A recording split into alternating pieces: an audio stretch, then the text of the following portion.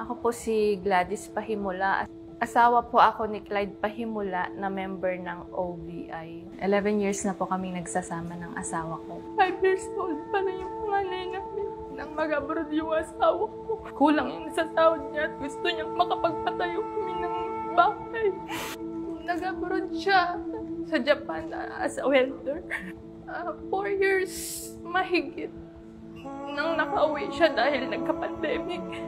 Pag-uwi niya, nag-apply din ako sa ibang bansa. Hindi kami nagkita nung umuwi siya.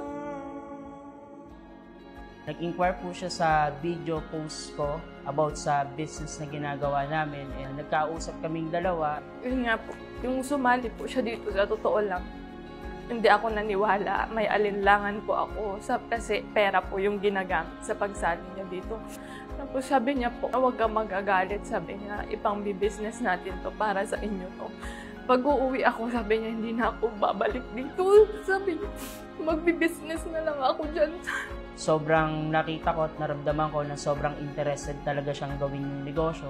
At the same time, nagustuhan niya yung products natin na Silpro. Sabi niya, nakita ko na yun nga, may nag-mentor daw po sa kanya. So yun, sobrang excited niya. Talagang uma-attend siya ng mga meetings namin, ng mga trainings namin para matutunan yung negosyo. Pagkagaling niya ng work, sabi niya, tinawagan niya yung mga anak namin. Sabi niya na mag-fishing siya. Nung 9 o'clock na ng gabi, sabi nung panganay namin, Mama, tatawagan ko si Papa. Mag-good night lang kami. Nagre-ring yung cellphone niya pero hindi niya na nasagot. Nakatanggap ako ng tawag.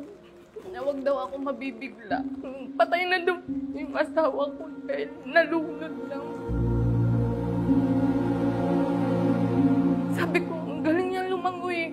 Paano siya malulunod? Mga anak namin, alilig pa. Siya lang yung nagsusupport sa amin dahil umuwi na rin po ako. Yung pag-aaral nila, paano? Wala nang ibang tutulong sa akin. Bala ko po sana ulit mag-abroad.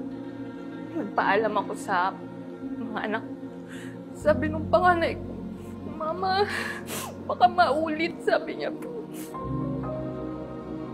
Nireport ko po kay sir na sabi ko na na-aksidente po yung asawa ko. Tapos sabi niya, yun po na may makukuha nga daw po siya. Pero hindi ko po alam na may insurance. Salamat asawa ko. Salamat mahal kong Clyde. Kahit nasa Japan ka at nagtatrabaho, inisip mo pa din ang protection mo at protection ng pamilya mo. Kumuha ka pa din ng OBI Silpro. Noong nabubuhay ka, inalagaan mo kaming pamilya mo at hanggang ngayon, nasa payapa ka ng lugar, patuloy mo pa din kaming inaalagaan. Ilalagay ko po sa account ng mga anak ko kasi pinagawaan ko po talaga sila ng account nila. Doon po sa pag-aaral nila. Wala naman ibang tutulong sa akin kung hindi ako na lang. Nagpapasalamat po ako sa Stronghold at OBI dahil sa nakuha kong insurance, makakatulong po ito para sa pagpapatuloy ng pag-aaral ng mga anak ko at para sa mga gastusin niya.